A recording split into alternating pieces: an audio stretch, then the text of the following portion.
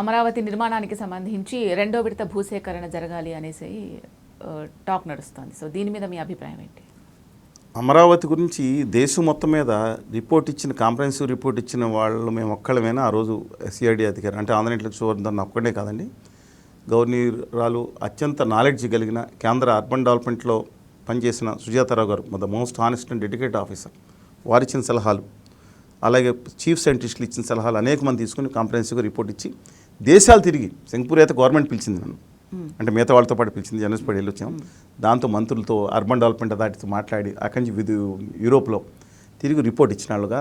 తర్వాత అమరావతి విషయం జరిగినప్పుడు దాంట్లో నేను ప్రాణం అర్పిస్తాను లేదు, కానీ అక్కడ చేసే మహిళలు చేసిన పోరాటం సంఘీభావం తెలియజేయడం కాకుండా మండగా నిలబడిన వాడిగా నాకు మాట్లాడే హక్కు ఉంది. ఇవాళ అమరావతిలో అన్ని ప్రాంతాల వ్యక్తుల్ని నేను మళ్ళీ చెప్తాను, అమరావతి గొప్ప రాజధానిగా ఉండాలి, దాని మీద శ్మశానం అని దిక్కుమాలని ఎక్కడ మునిగిపోతే 11 లక్షల కుర్చీలు వచ్చి మునగ దాన్ని పట్టుకుని ట్రోలింగ్ చేసి దుర్మార్గం చేసే వైఖరిని వ్యతిరేకిస్తూ ఆ రోజు నుంచి ఈ రోజు ఒకే మాట మీద ఉన్నాను.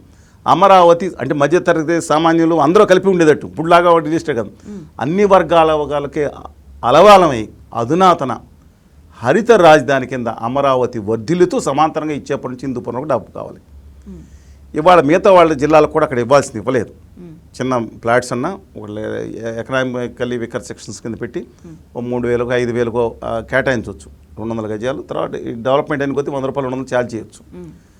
ఇవాళ దేనికి దానికోసం భూ సమీకరణ చేస్తున్నాము అనేది అంటే పర్వాలేదు, దేనికోసం అంటే ఒలింపిక్ సిటీ కోసం అంట. ఎవడికి కావాలండి ఇప్పుడు ఒలింపిక్ సిటీ? నాకు అర్థం అవ్వట్లేదు. తర్వాత ఆ సిజ్ ఇంకో చోట చేసుకోండి, ఇవాళ పక్కన కొంచెం దూరంలో చేసుకోండి.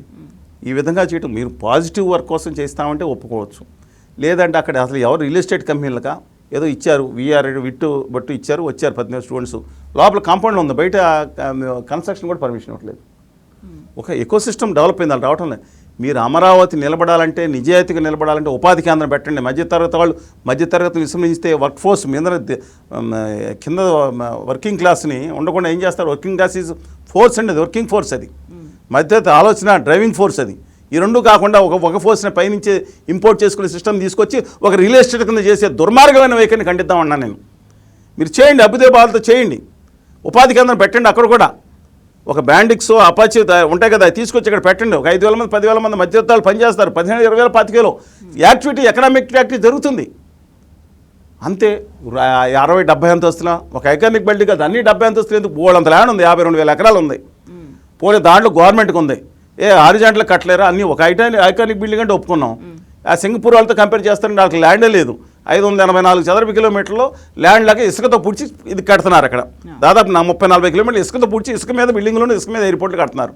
మనకు అవసరం ఉందంతా. అందువలన విధానం, నేను అమరావతి గొప్ప రాజధానిగా ఉండాలని కోరుకుంటున్నాను, అన్ని వర్గాలకు అవలవాటు ఉండే రాజధానిగా ఉండాలని కోరుకుంటున్నాను.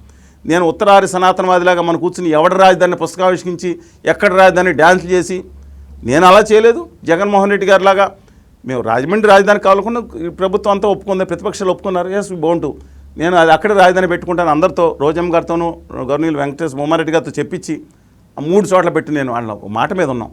దయచేసి ఒక ప్రోగ్రెసివ్ క్యాపిటల్ కింద తయారు చేయండి, అన్ని వర్గాలు ఉండేటట్టు, ఉపాధి కేంద్రంగా మొదలుచండి, రియల్ ఎస్టేట్ కేంద్రంగా కాదు. రెండో విడత మీరు చెప్తున్న ఒలింపిక్ సిటీకి దానికైతే రెండో విడత అవసరం లేదు. అది సెల్ఫ్ సస్టైనబిలిటీగా నిలబడాలంటే ఉపాధి కేంద్రంగా ఉండాలి. ఎస్, సెల్ఫ్ సస్టైన్ నిలబడుతుందండి, ఉపాధి కేంద్రం దాని మీద చేయండి. ఏదైతే కొండవీటి వాగు ఏదైతే స్కీమ్ పెట్టారో మీరు చూశారు, మన కూడా విషయంలో కొంత మీరు మిగతా దాన్ని ఎక్స్టెండ్ చేసి ముందర ఆ సమస్య పరిష్కరించమని చెప్పి కనీసం సీడీ యాక్సెస్ రోడ్ అన్న తొందరగా ఏమని చెప్పి కోరుతున్నాను.